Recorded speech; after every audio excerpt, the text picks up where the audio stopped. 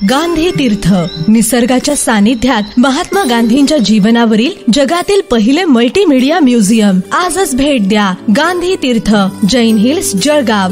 अधिक माहितीसाठी www.gandhifoundation.net वर विजिट करा.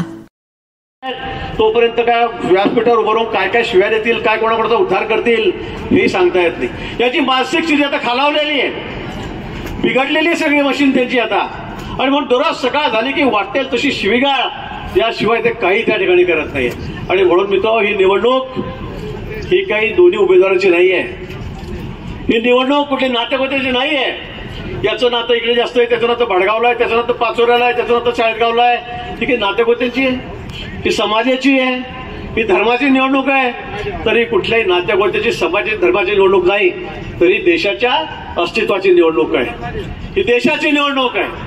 या देशाला आपल्याला महासत्ता करायचं आहे, या देशाला सुपर पॉवर करायचं आहे, या देशाला विश्वगुरु करायचं आहे. आणि त्यासाठी एकच इलाज आहे. काय तो? या देशाला सुपर पॉवर कोण करू शकतं? राहुल गांधी करू शकतात? उद्धव ठाकरे म्हणे पंतप्रधान होतील. आता काय डोकं फुटते माणसाच्या पुढे? संजय राऊत म्हणले परवा उद्धवजी सुद्धा पंतप्रधान होऊ शकतात. अरे बाबा, 2,000 तर निवडून आण, मग पंतप्रधान हो.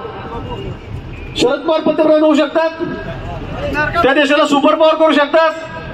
मला वाटतं कोणावर विश्वास ठेवावा या ठिकाणी. आणि म्हणून जगमान्य नेतृत्व आमच्याकडे, अख्ख्या देशामध्ये एकच नेतृत्व आहे, देशमान्य नेतृत्व आमच्याकडे. आणि ते म्हणजे मोदीजी, नरेंद्र मोदी. आम्हाला यावेळेला 400 पार जागा करायच्या आहेत. स्पष्ट बहुमत आम्हाला आणायचं आहे, 2/3 मेजॉरिटी आम्हाला आणायची पार्लमेंटमध्ये.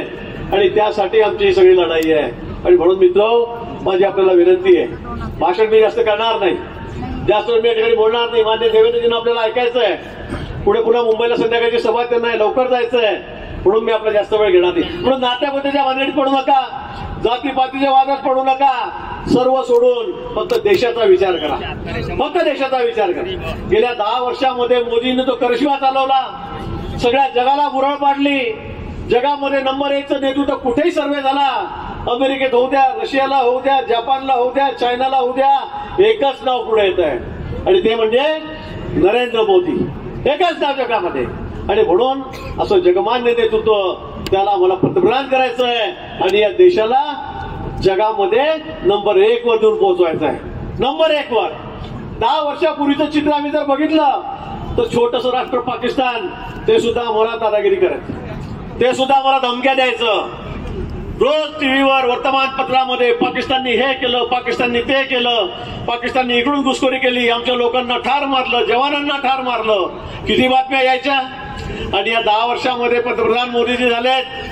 आज पाकिस्तानची परिस्थिती काय? पाकिस्तानचं नाव तुम्ही ऐकताय का कुठे टीव्हीवर? आता वर्तमानपत्र वाचतात का? पाकिस्तानचं नामो निशाणच जगाच्या नकाशावरून नाही होत चाललेला मित्र. कोणीच त्यांच्याकडे बघत नाही. आमच्याकडे वाकड्या नजरेने बघण्याची कोणाची हिंमत नाहीये.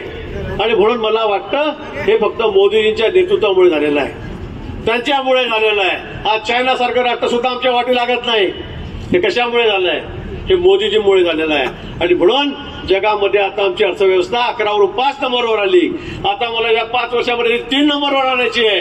आणि येत्या 47 पर्यंत, म्हणजे जेव्हा मला 100 वर्ष पूर्ण होतील, त्यावेळेला हा भारत देश हा जगामध्ये सुपर पॉवर 1 नंबरचा देश झालेला आपल्याला बघायला मिळेल, 1 नंबरचा.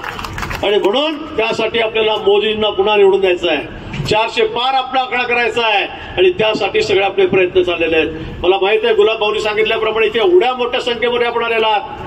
मला वाटतं राज्यामध्ये एवढी संख्या एवढ्या उन्हामध्ये कुठं नसेल, कोणत्याही लोकसभा मतदारसंघामध्ये नसेल. एवढ्या मोठ्या संख्येमध्ये तुम्ही भर दुपारी 12 वाजेपासून तर 5 वाजेपर्यंत या ठिकाणी बसलेला आहात, रस्त्याने फिरतात. आणि म्हणून आपण आजपासून प्रयत्न करायचे आहेत. आपापल्या गावात, आपल्या पुरतं नाही, आपल्या गावामध्ये, आपापल्या तालुक्यामध्ये, जिल्ह्यामध्ये, राज्यामध्ये, देशामध्ये आपल्या सगळ्या जवळच्या लोकांना, नातेवाईकांना फोन करून सांगा की मोदीजी कशासाठी पंतप्रधान पाहिजेत. कमळाचंच बटन का दाबायचंय? त्या ठिकाणी आमचे सगळे मित्र पक्ष आहेत, त्यांचं चिन्हाचं बटन का दाबायचंय हे आपल्याला समजून सांगावं लागेल, फोनवर सांगावं लागेल. लग्न खूप आहेत, लग्नामध्ये जिथे बसाल त्या ठिकाणी एकच चर्चा करा की आमच्याकडे सगळं कमळच कमळ आहे, आमच्याकडे फक्त महायुतीच आहे, हे आपण सांगण्याची आवश्यकता आहे. आणि तेव्हाच आपण 5 लाखाच्या वर जो आपला संकल्प केलेला आहे की आम्ही जळगाव जिल्हा या दोन्ही जागा, मी पुन्हा सांगतोय, या दोन्ही जागा महाराष्ट्रामध्ये देवेंद्रजी आम्ही तुम्हाला सर्वाधिक मताने निवडून आणून देऊ. सर्वाधिक मतांनी द्यायचे आहेत की नाही? 5 लाखाच्या वर गेल्या वेळी आम्ही 4 लाखाच्या उच्चांक आम्ही गाठलेला होता. त्यावेळेला आमचं मताधिक्य 4 लाखाच्या वर दोन्ही जागेचं होतं.